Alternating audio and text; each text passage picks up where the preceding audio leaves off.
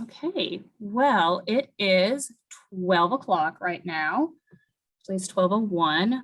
We'll get started with some of our housekeeping notes. So welcome, everybody. Welcome to the webinar, Opioid Treatment Options, Mindfulness and Auricular Acupuncture, presented by Dr. Adrianne Trogden.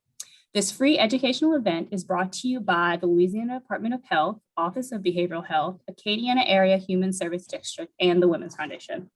For information on future presentations in this series, please visit womensfoundations.com/COS. This session is accredited for 1 hour for the following: social workers, LPCs, ADRA, nursing CEUs, and AMA PRA Category 1 credits. Full participation of this presentation is required to receive credit, and we monitor throughout the session. After the event, you'll receive an email from the Women's Foundation with detailed instructions on how to claim your credits and access your certificates. If you are dialing in by phone, please email Janie at the Women's Foundation your name and your phone number that you dialed in with. And we're going to drop that email in the chat box so everyone can see that. Dr. Adrianne Trogden has no financial disclosures. She is a licensed professional counselor and supervisor, as well as a licensed addiction counselor and certified clinical supervisor in the state of Louisiana. She graduated with a Ph.D. in counselor education from the University of New Orleans in 2017 and graduated with a master's in community counseling from Indiana Wesleyan University in 2004. She worked in both mental health and addiction fields since 2002.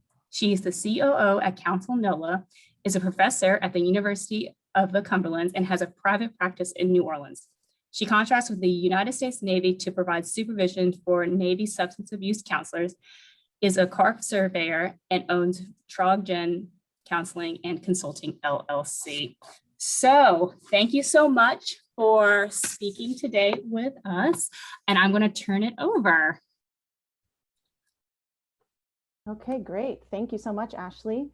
Good afternoon, everyone. Today we're talking about mindfulness and auricular acupuncture. And if you've not heard of auricular acupuncture before, it's basically a protocol of acupuncture that just involves the ears. So it's several spots on the ears that we are talking about, but really both of them combine some mindfulness. So it's a nice complement to talk about auricular acupuncture and mindfulness together. So the way I've structured this presentation, I'm going to be talking and showing my PowerPoint and lecturing for a little while. And then the last 10 to 12 minutes or so will be open for questions. So feel free to use the chat function or the question and answer function to type in your questions, and then we will go over them at the end. Okay, so like Ashley mentioned, I don't have any financial disclosures. So our objectives today are to identify mindfulness techniques to use with your patients or clients, comprehend the methodology and usage of auricular acupuncture, identify when it might be appropriate to use or refer a patient or client for auricular acupuncture, and understand how mindfulness techniques are effective in assisting patients to manage withdrawal symptoms, emotional dysregulation, and impulsivity. So I'd like to start with a little breathing exercise. So hopefully this little mountain scene is nice and calming for you. I want you to just take a moment to get into a really comfortable position. Try to put both feet on the floor, don't have them crossed, and kind of just let your body sort of sink into the chair or couch or wherever you might be sitting right now. And just take a moment to kind of center your thoughts. Feel free to close your eyes and take a few deep breaths. And I'd like you to just count in 3 seconds as you inhale and hold your breath for 3 seconds, and then exhale for 3 seconds. And try one more time to hold your breath for 3 seconds after you exhale. So again, inhale for 3 seconds, hold it for 3 seconds, exhale for 3 seconds, and hold again for 3 seconds. And do that a few times. Just let yourself relax, kind of center into the moment.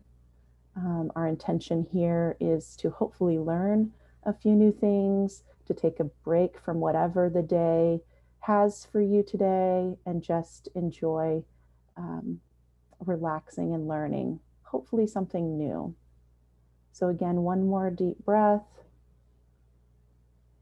In through your nose, out through your mouth if you can. And let's dive in. So you've had your mindful moment here as we get started. So let's start with auricular acupuncture. And auricular acupuncture really comes from the same place as other types of acupuncture. So acupuncture in general is a traditional Chinese medicine technique. They believe that the human body has over 2,000 points that are connected by meridians and pathways throughout the body. And so depending on what point you're activating with a needle or even a pressure point, that it's impacting another part of the body. So in the ear, there are over 300 potential acupuncture points in just the small ear. So you can see on this picture here that there's lots of different places that the points in your ear can impact. And so when we look at using these points for the various body systems related to substance use, in particular opioid use, we're going to activate these different points that are going to impact how people withdraw from substances and the areas of the body that are involved with not just withdrawal symptoms, but also with anxiety and stress. And so when you think about somebody that might be using opioids and coming and detoxing from opioids or withdrawing from opioids, they're normally pretty uncomfortable. And so the 5 points that we're going to talk about in the ear are really the not to use a pun, but the point of using those points is to really activate those body systems that are connected to detoxing the body from toxins, as well as managing anxiety. So as you can see in this picture, there are lots of points in the ear that can impact various parts of the body. And you can see this little skeleton in the picture. It also resembles kind of a baby or a fetus shape with the head down and the body kind of all curled up at the top of the ear. And so the ear has a lot of points that impact lots of areas of the body. So that's why we focus on the ears for this particular protocol. And then if you go to a general acupuncturist, they may use lots of other points in the body. And so, you know, there's over 2,000 points in the entire body that can be utilized. But for what we're doing today to work with people that might be withdrawing or detoxing off of opioids or any other substance for that matter, we're going to just focus on 5 points that I'm going to talk about in a minute. So basically the philosophy of traditional Chinese medicine involves that there's an energy flow throughout the body. That's your qi, then that's responsible for your overall health and wellness. And that any disruption to that energy flow is what's going to cause problems, cause diseases or cause issues in the body. And so that's really the basic philosophy of Chinese medicine that we utilize when we're doing acupuncture. So I'm not an acupuncturist myself. I don't use the full body. I only do this particular protocol that's 5 points in the ear that I'm going to address in just a second. So what is auricular acupuncture? Auricular means ear. So we're talking about your ears. So it was developed in the 1970s, primarily at a hospital in the Bronx called Lincoln Hospital. And what happened was there was a Chinese medicine doctor who was doing some work stimulating pressure points using electrodes. So it wasn't using needles. It really wasn't traditional acupuncture or what we think of as acupuncture, but it was more of an acupressure where you put electrodes on the body in different parts and then stimulated those electrodes to help somebody deal with withdrawal symptoms. Well, the interesting thing is that equipment that they were using, the electrodes, that broke down, so it just stopped working. And they said, well, his name was Dr. Wen. So he said, well, let me just, since this machine broke, let me just do some acupuncture in the same pressure point. So he used 5 points in the ear, and you can also use just 3 points in the ear and put needles in those points, and found that that was just as effective. And so instead of buying this expensive machinery that, obviously cost a lot of money and would be difficult for some treatment facilities to purchase, that came up with this. He called it the NADA protocol, which basically they developed an association called the National Acupuncture Detoxification Association, or NADA. And it was originally used to be an adjunctive therapy to substance use treatment programs. So in the Bronx, they found out that they had so many people coming in for treatment programs that using this 5-point protocol in the ears with needles, they could do it in a group setting with a large number of people and get a lot of healing done with people in a short period of time. So it's kind of a maximizing the time you might have with people, and it's able to be done in a group setting. So basically what would happen is people would come in daily into the Lincoln Hospital, and they would be put in a group. So it could be, 50 people in that room. Obviously, this is in the 70s, so pre-COVID, we may not do that today, but you could put a lot of people in a group that was quiet and maybe had some nice spa music playing in the background, some very soothing music. And then the acupuncturist would walk around and just put 5 needles in each ear.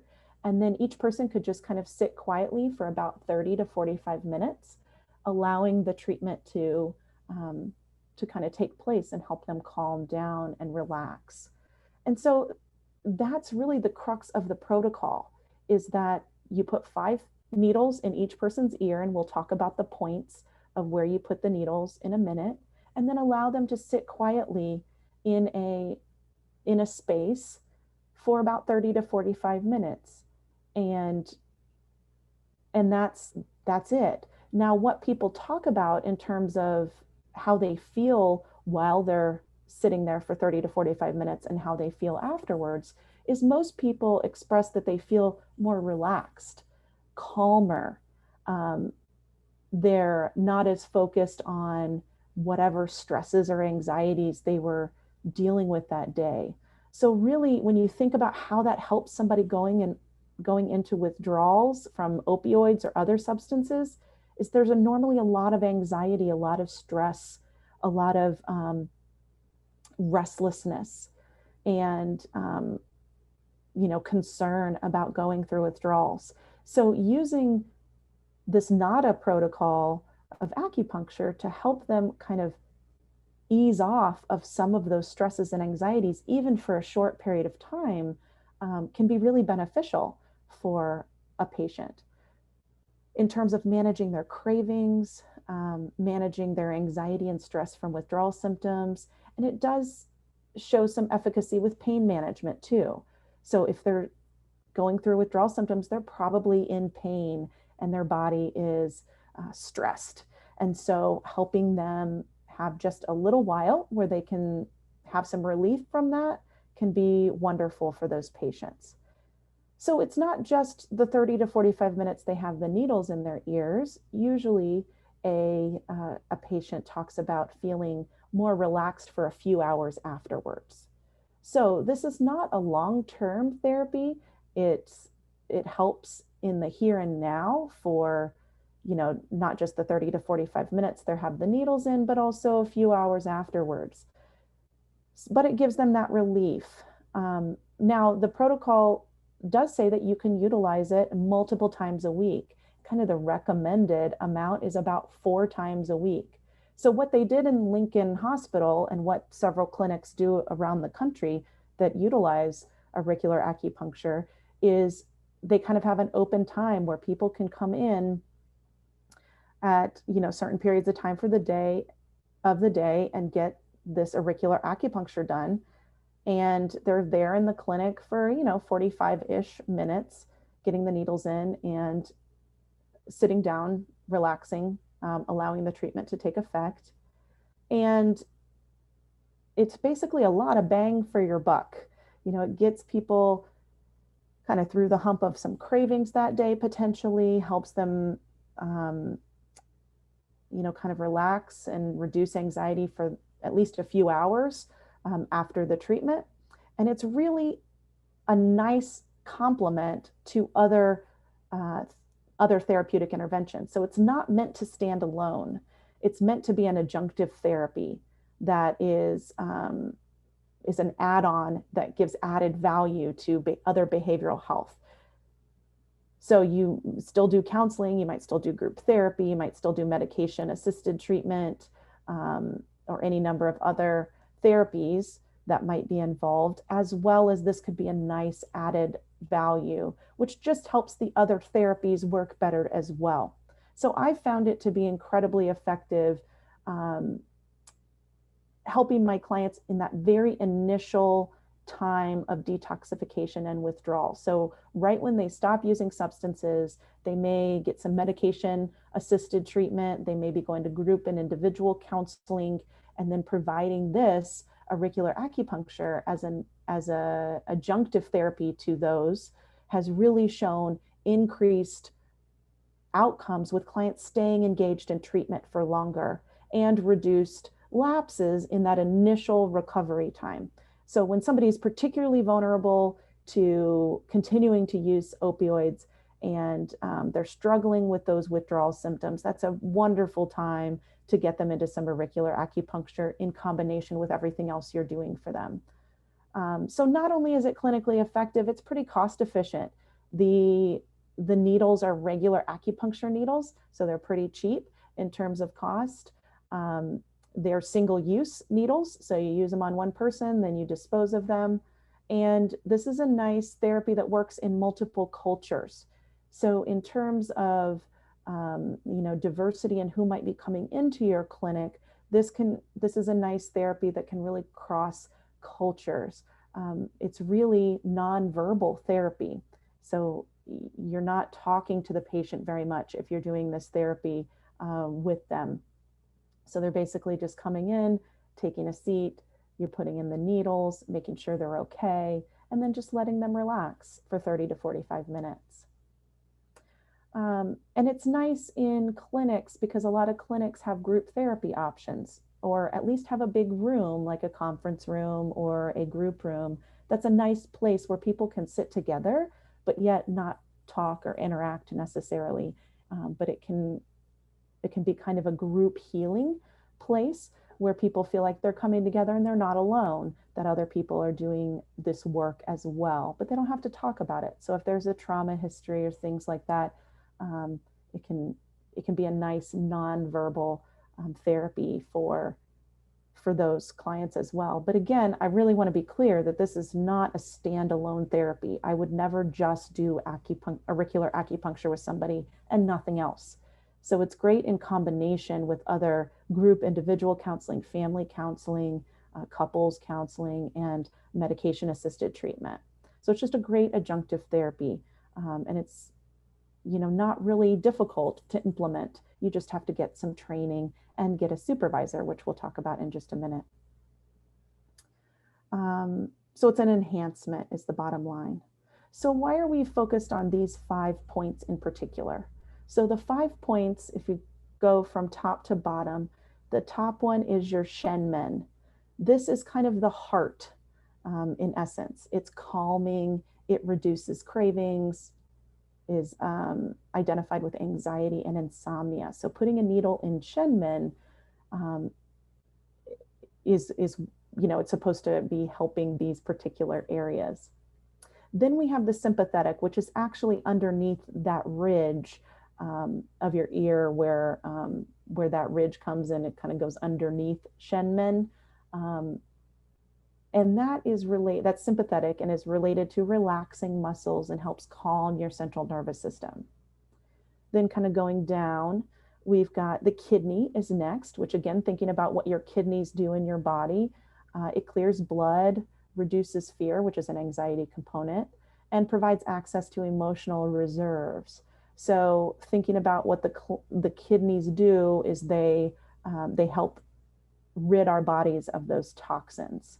So again, associated with the withdrawal symptoms and detoxification symptoms that somebody might be experiencing coming off of opioids. So next down is the liver. Again, helps detoxify the body, reduces anger and depression. And then at the very bottom of the ear, we have the lung, which helps detoxify. You know, our lungs kind of clear, get oxygen, passing oxygen to the rest of our body and detoxifying, and then restores our joie de vivre. So, you know, kind of that zest for life and helping bounce back and resilience from things that might be stressful on our body. So that's why we use these 5 points in the NADA protocol. And they are all associated with either some kind of anxiety or relaxing function, or a detoxifying of the body function, like our kidney, liver, and lung all help our body remove toxins from our system. So that's why we really focus on these 5 points in the ear. Also, the ear is easy to get to. You know, people just have to, if they have long hair like I do, just push their hair back and put it behind their ear, and you can get to these points. So no one has to take off clothes or move clothes around. They can sit in a public place like a group and have these needles put in. So, so that's why we really focus on these 5 points of the ear. And you put them in both ears. So it's not just one ear, they're in both ears. And really the only risk is if people have kind of if they pass out from needles or something like that, which you would assess that before you put needles in somebody's ears. So you would kind of assess and make sure, do they have any fear of needles? Do they have kind of a faint response to needles? Otherwise, the needles, when they're put in, if you've had regular acupuncture, it feels very similar. It's just a little prick and maybe a little bit of pressure, and then it kind of calms. Some people bleed a little bit, and that's okay. That's kind of a common response to getting poked with a needle. So that's okay. And otherwise, some clients will even kind of fall asleep a little bit. They get so relaxed when the needles are in for a few minutes. So here's some of the benefits of this particular protocol. It really, like I mentioned before, reduces cravings for alcohol and drugs, including nicotine. So if any of you have tried to stop smoking, the cravings can be pretty strong to keep smoking, or the desire to smoke. And this can really help with those cravings because, again, it reduces that anxiety and that stress. So it's going to reduce the craving and the impulsivity elements as well when people are withdrawing. Helps with withdrawal symptoms because it's stimulating those systems of the body that help with detoxification. So it's helping those areas of the body really work better and more efficiently.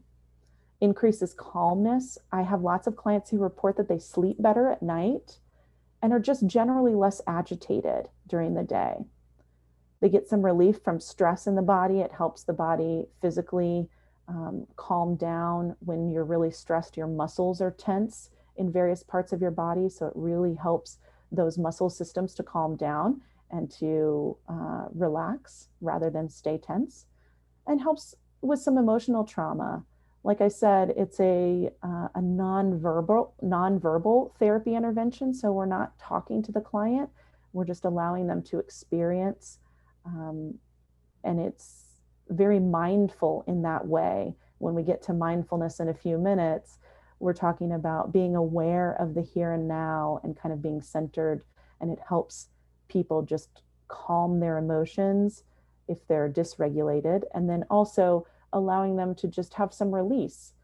I have a lot of clients that describe having an emotional release when they have the needles in. Sometimes they might have tears running down their face, or they just feel kind of a general easing of their emotional burden, a weight lifted off their shoulders.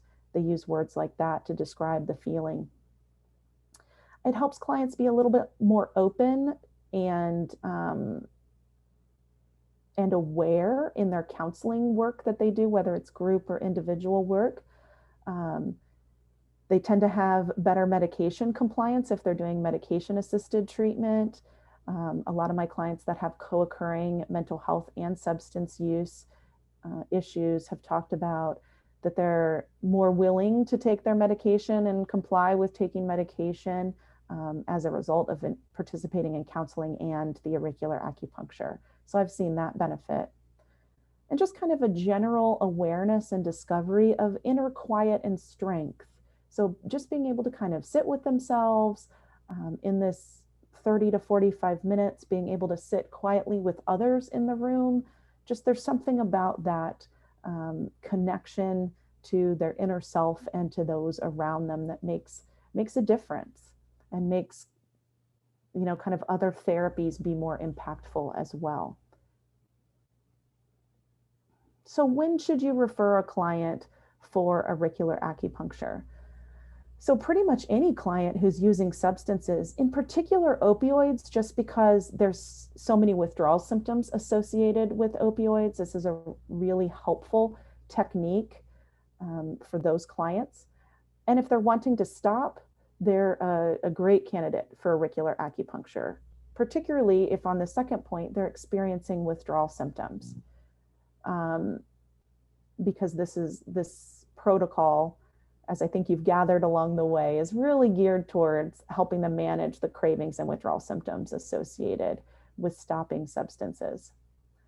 People that are experiencing stress and anxiety, particularly in combination with the withdrawal symptoms and stopping substance use. And someone that's already involved in other counseling or behavioral health approaches and is looking for an adjunctive therapy option. So something just to kind of boost what is being done already in counseling or with medications. This can just be an added booster of those therapies that are already being used. So if you're looking for referral options in your area, the place to look is this website. So acudetox.com/programs. So there's a list and a search that you can do depending on where you are. You can search by city, state, zip code, all of that good stuff to find programs that are already doing AcuDetox, which is the NADA protocol. So you might see it called AcuDetox. It basically stands for auricular detoxification.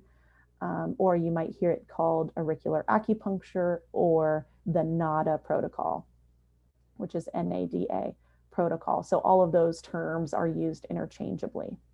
Now, the cool thing about auricular acupuncture is that really anybody can do it.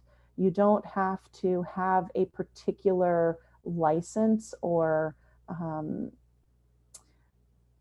credential to do it. The only thing you have to do is you have to go get trained and you have to do a supervised practicum. And then in the state of Louisiana, if that's where you are, you would apply to the medical board with a physician as a supervisor of you. So it does require in the state of Louisiana, at least other states are different, but it does require a medical doctor to be your supervisor. So a lot of clinics who offer this have kind of the medical director or various physicians that might work at the clinic as supervisors. So that would be the process. So if you go onto acudetox.com, if you're considering getting trained in this particular protocol, you would find a training that's available. There's lots of training options around the United States and internationally as well. So you would go get trained, you would participate in a practical experience during the training. And once you've kind of mastered these 5 points in the protocol, then if you wanted to practice in the state of Louisiana, at least, you would need to find a physician that is willing to be your supervisor, and then you could apply to the medical board for that credential, which is in Louisiana, it's the acupuncture detoxification specialist, or ADS. Is the particular credential in Louisiana. Different states call it different things and have different credentialing protocols, but that's the way it works in Louisiana. So if your clinic or clinic that you work for doesn't have auricular acupuncture currently and they want to, the best resource is acudetox.com to go find training and pursue doing this particular protocol. Now, one caveat is that getting this credential does not allow you to do acupuncture in general. You are only allowed to do the NADA protocol, which is the 3 to 5 points in the ears, and that's it. So I can't do any other type of acupuncture with any other points in the body, and I don't call myself an acupuncturist. That would be unethical and illegal and all of that good stuff. So it only gives you the ability to do this particular protocol. And it's really geared towards people that are coming off of substances, particularly opioids is a great, someone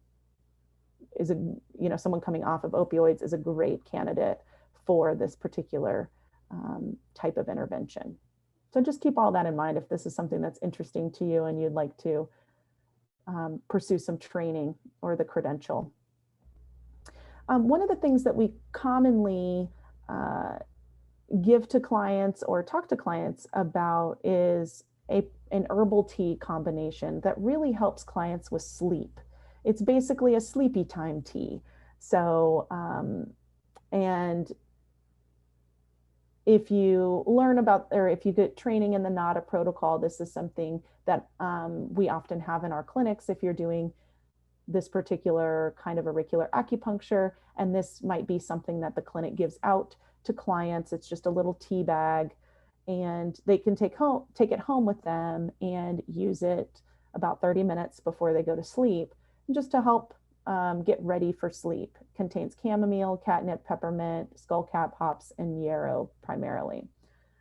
So it's prepared exactly the same way as tea is prepared, and we encourage using honey rather than sugar, just because sugar has, energy effects, giving you a sugar high or rush, and so using honey doesn't get that for clients. So a lot of clients talk about struggles with insomnia or sleep interruption, and so this can be a nice adjunctive piece as well. And if you get trained in the NADA protocol, it's called sleep mix tea that they also produce that you can use. But honestly, you could use any kind of sleepy time tea that's out there on the market. It's going to have similar effects.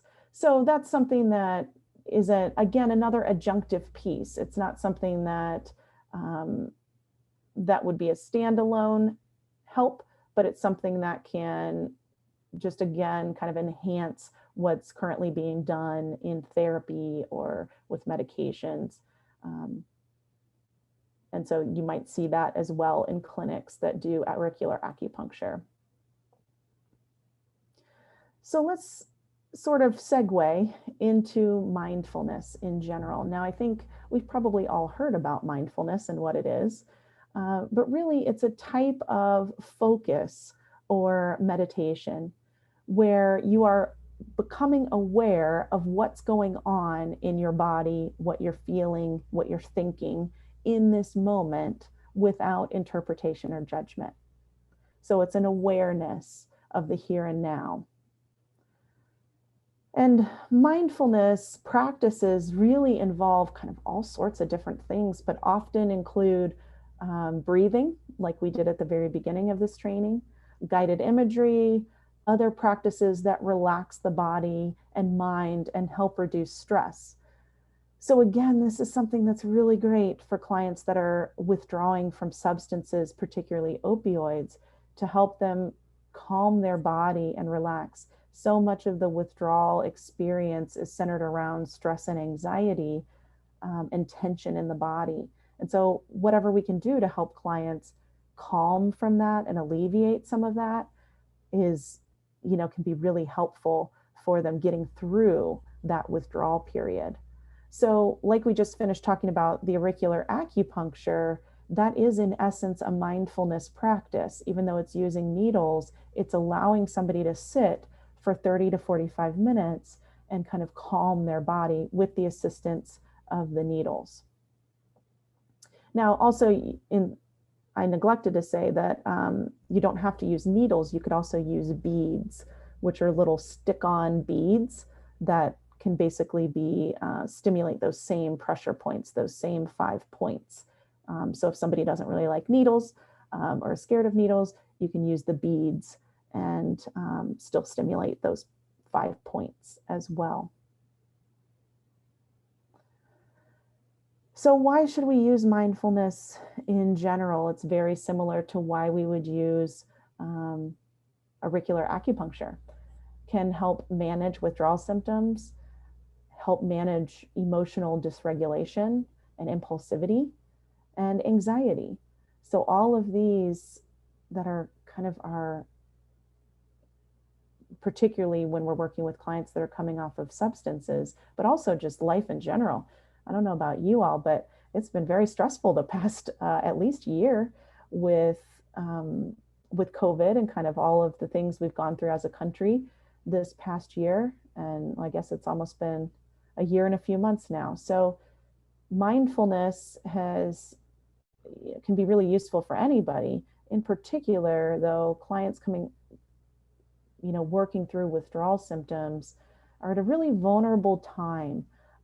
They're vulnerable to continuing to use substances to avoid those withdrawal symptoms, because they know if they're withdrawing from opioids and they're feeling all of those flu-like intense symptoms, that if they use opioids again, those symptoms will go away. So it's a pretty vulnerable time. So using a combination of things can help improve their outcomes. And mindfulness is one of those things that can improve their outcomes.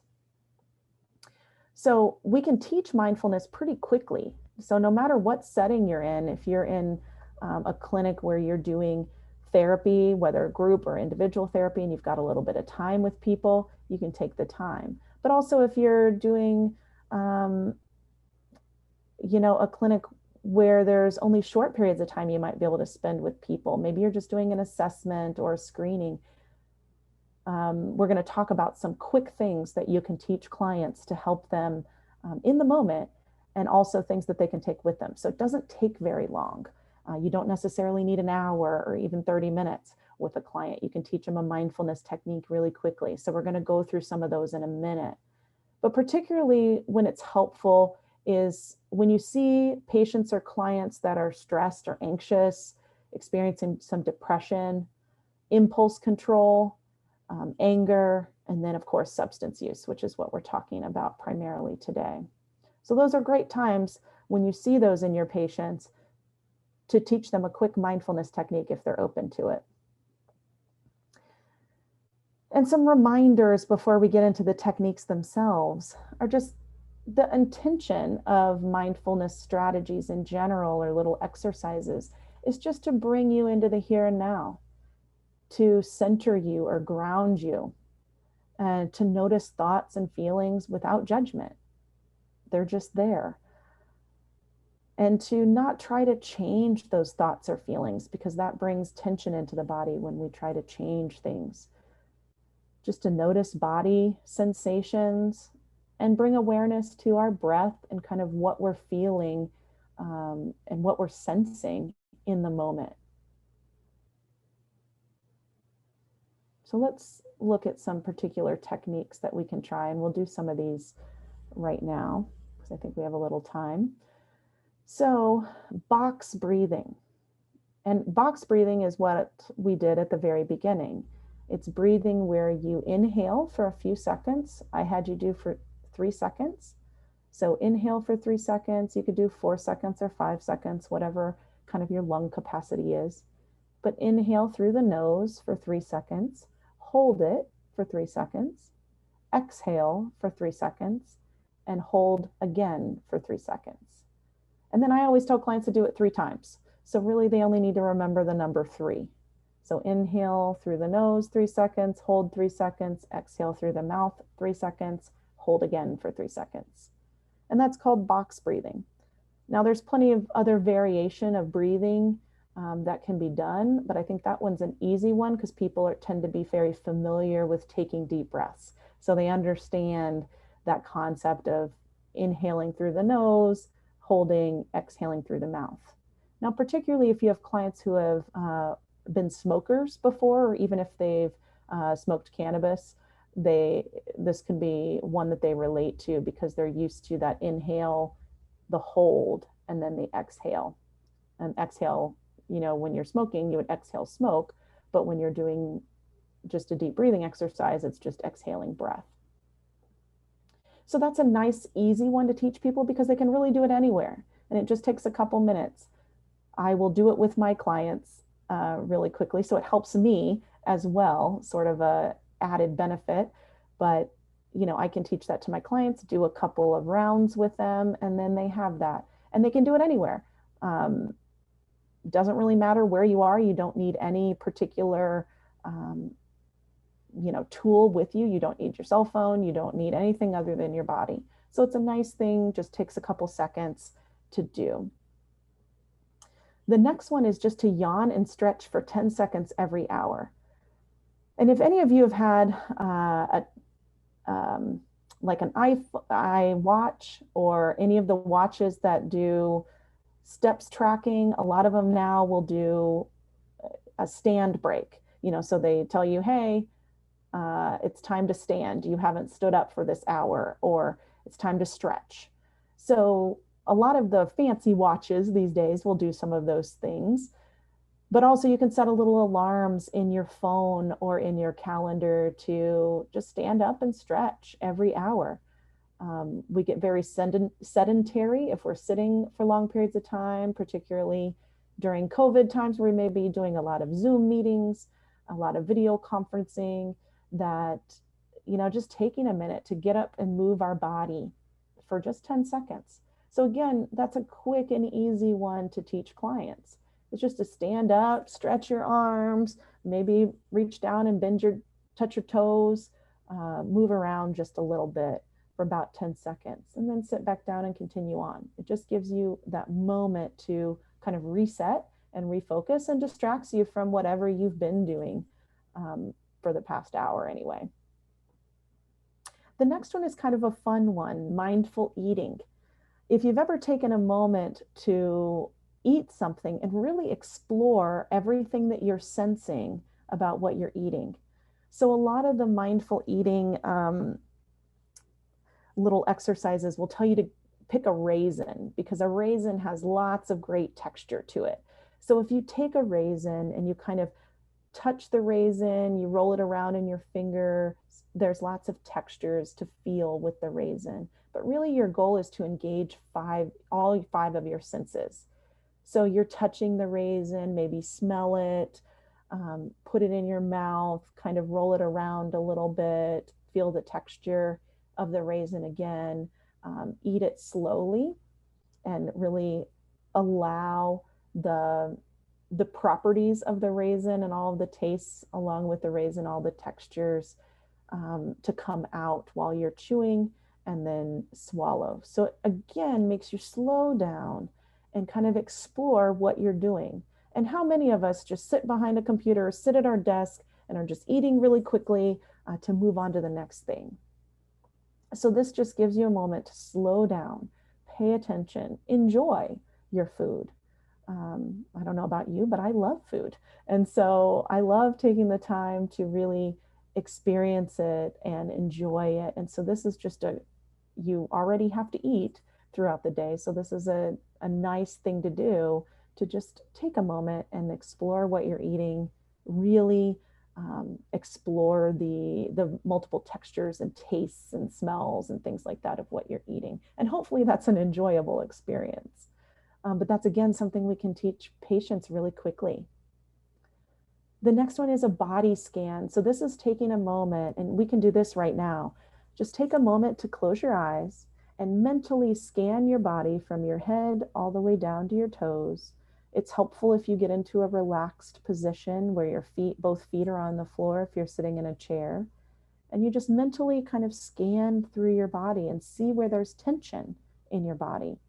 And if there's tension any particular place, is to bring awareness to that part of your body and maybe do something to release the tension. So maybe you can stretch that particular body part. Maybe you need to stand up and kind of move around a little bit.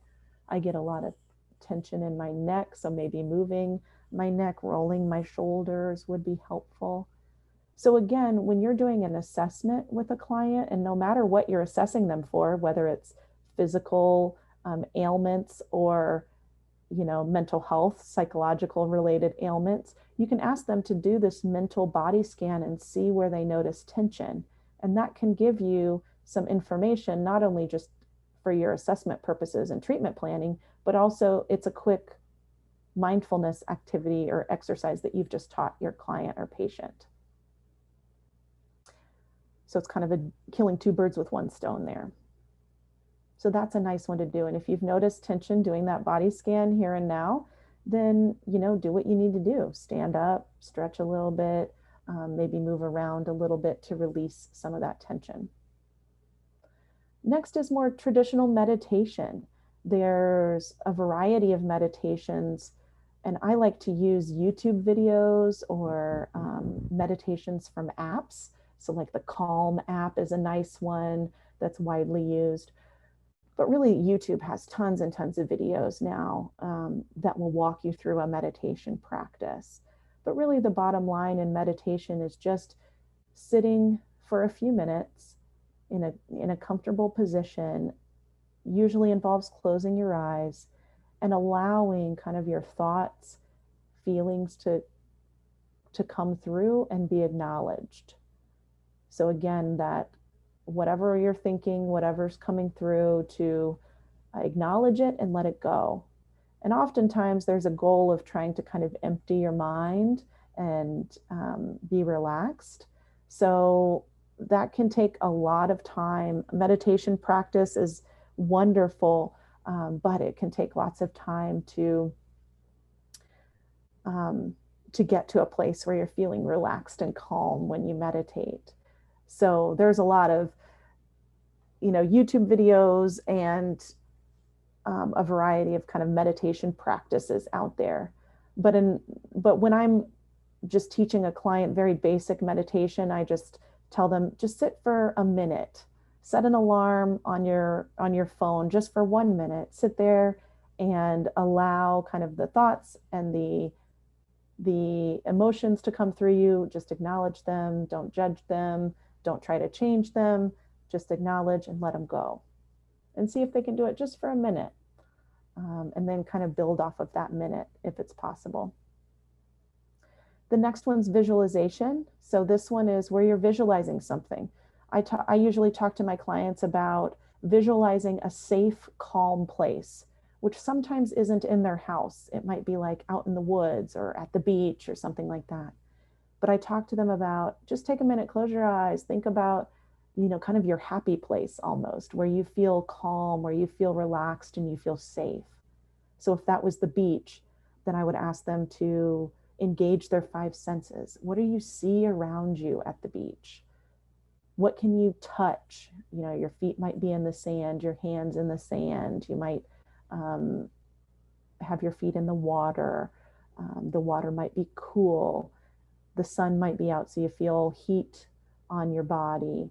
What do you smell? Maybe salt in the air or some algae or something like that. What can you taste? Salt in the air.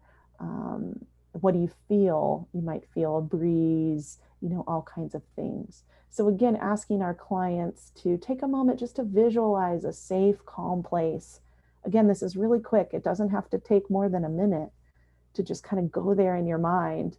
And that can provide just some distance from whatever's been stressful or kind of the busyness of the day, but also can be a reset.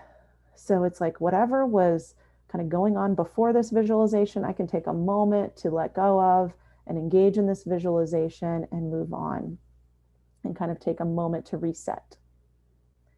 And then the last one is affirmations. So this is something that you can tell yourself that can be encouraging or build motivation. So I talk to clients about, what's a favorite quote that they have, or just a little motto, kind of like, you can do it. We can do hard things. I'm more than this issue. I'm more than the substance I use, or something like that, that they can just, even throughout the day, just remind themselves of that affirmation when things are tough, when things are hard, or when they're just feeling discouraged, that can be something to help be uplifting to them. So all of these are quick things that you can teach a client in the moment, even if you just have a couple of minutes with them and don't have a whole lot of time to spend with them. But this is something you can give a little brief intervention real quick. Okay, and I think that's it. So am I on time? Oh, good, perfect. So we have about 8 minutes or so for any questions that have come up. Oh, yes, we have had some questions in the chat box. So let me read you our first question. Okay, Ms. Connie is asking, how long does the training for the NADA protocol typically take? Do the beads work just as good as the needles? Okay, so the training, when I went to my training, which again was pre-COVID, so I'm not exactly sure how they've been doing this during COVID times, but the training was 3 days, and then there was kind of intermingled in there some practical experience where you are practicing on your kind of coworkers that you're in the training with. And then also we had a little clinic where people from the community could come in and we could practice doing the needles on them. I find that the beads are not as effective as the needles. However, I found that the beads are helpful in particular with clients that really struggle with needles, which is interesting. If you're talking to an IV opioid user, they may be a little scared of needles. Usually it has to do with that they're not doing it themselves. They're allowing somebody else to do it. So I found that doing the beads first can be helpful. And then usually once my clients are in that group and they see everybody else getting the needles, they're like, okay, I'll try it. I see everybody else is not having adverse reactions.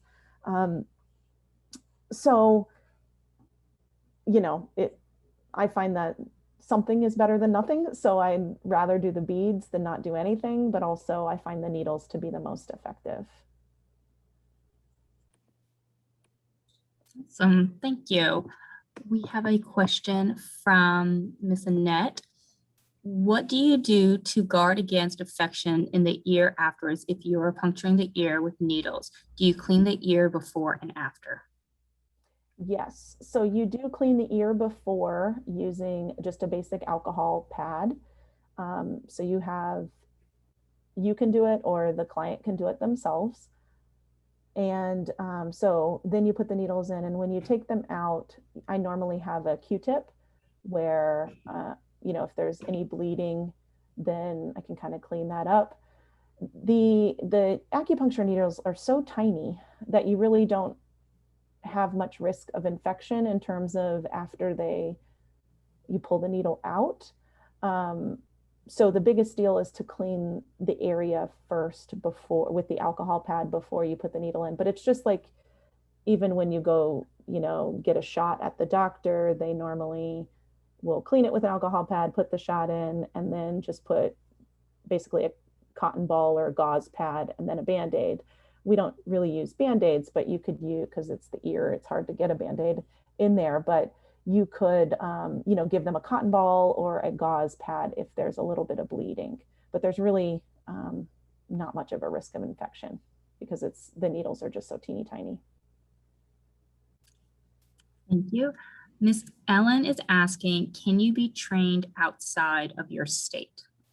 Yes, I actually went to training in Austin, Texas. So a lot of the kind of Chinese medicine training schools will do some NADA trainings. But also, if you go to that acudetox.com, you'll find a list of all the trainings that are available kind of around the country. And the only challenge with going outside of your state is that if you don't get all of your practical hours done during the training, that can sometimes be tricky going back to your home state and finding someone that is already trained or is a trainer in this NADA protocol to observe you and make sure you're doing the protocol correctly before you can be fully deemed as fully trained. So you can get your certificate and then go get your credential. So that's the only tricky part, is when you have to do that practical experience and you're not in the same state as where you took the training. But it's possible. Ms. Sheila is asking, where can you locate the tea? Okay, so the sleep mix tea is something that was developed by NADA. So if you go to that acudetox.com website, there's a link somewhere on there to purchase the tea or be able to purchase the tea through whoever the distributor is for that. But you really can use any kind of sleepy time tea. So even if you go to the grocery store and look for the sleepy time tea, that would suffice as well. You don't have to use the official sleep mix tea. Or you can go to any kind of tea store. You know, they have those specialty tea stores with kind of sleep related mixes. So you could use that as well. Cheryl's asking, what's the website for the tea again? Can you repeat that? It's here, I'll put it in, I think I can put it in the chat for everyone to see it. Acudetox.com. There, I put it in the chat for everyone. Awesome, thank you so much. Rachel is asking, what does NADA stand for again? National Association of, National Association of Detoxification. I'm missing a word.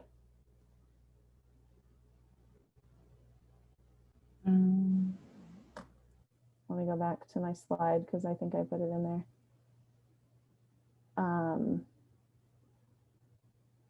Oh my gosh, I can't believe that I'm forgetting this right this moment.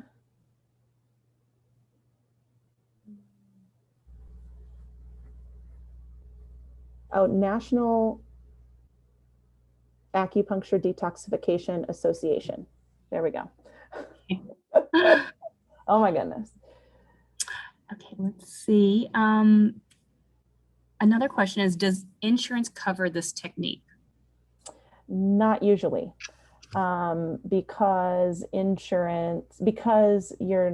you are an acupuncturist and that insurance covers acupuncturists, that would be okay. I'm not an acupuncturist. So if I use it in combination with, group therapy or individual, then I could bill it as a component of my individual therapy or group therapy. But if I use it outside of that, then normally I would just, like I used to run a group where clients could just come as a walk-in clinic basically, and they could come at 8 a.m. on Tuesdays and they would just pay $5. So it just covered basically the cost of supplies to do that. And I would have it open for an hour and people could just kind of walk in and get it done then that way. So usually insurance doesn't cover it unless it's combined with some other type of therapy, or you're doing it as a component of some other type of therapy that is billable to insurance. What is the cost for the training to become certified by NADA? I want to say it's somewhere in the neighborhood of $500, maybe less than that. It's not incredibly pricey. So that's the nice part. They wanted it to really be accessible, but it kind of depends on where you're getting the training from, as you know, it may be a little bit more expensive or could be less expensive, depending on that. Hey, thank you so much for answering all these questions. It looks like I got to all the questions. Last call, if anyone else has questions. Okay, as a reminder again, if you did dial in with your phone number, please email Janie@womensfoundation.com, your name and the phone number you dialed in with, so you can receive credit for this. Dr. Trogden did let us know that we can send out her PowerPoint presentation to all attendees. So we will be sending a PDF of that out in the next week. So thank you very much. One more question, I'm sorry. The email address, I'm assuming Emily's asking to, for the certificates, Janie@womensfoundation.com, JANEY@womensfoundation.com. So many thank yous are in the chat. So very much appreciated. It is 1 o'clock, right on time. I hope everyone has a wonderful rest of the day on Monday. Thank you so much, Dr. Trogden. Thank you. Thank you. Yeah, I would like to say, I can, let me try to call. Do you need anything else from me, Ashley? I'm on a call. Just, I'm sorry, some people. Thank you so much for this. It went so well, so smooth. Okay. We will send you the any information after. We'll send out session evaluation. We still have a little participants slowly coming off, but thank you so much. It was so great. We recorded it. We'll send you the recording for it. Any other last questions for me? Nope, we're good. Thanks so much. Thank you. Thank you so much again. Bye.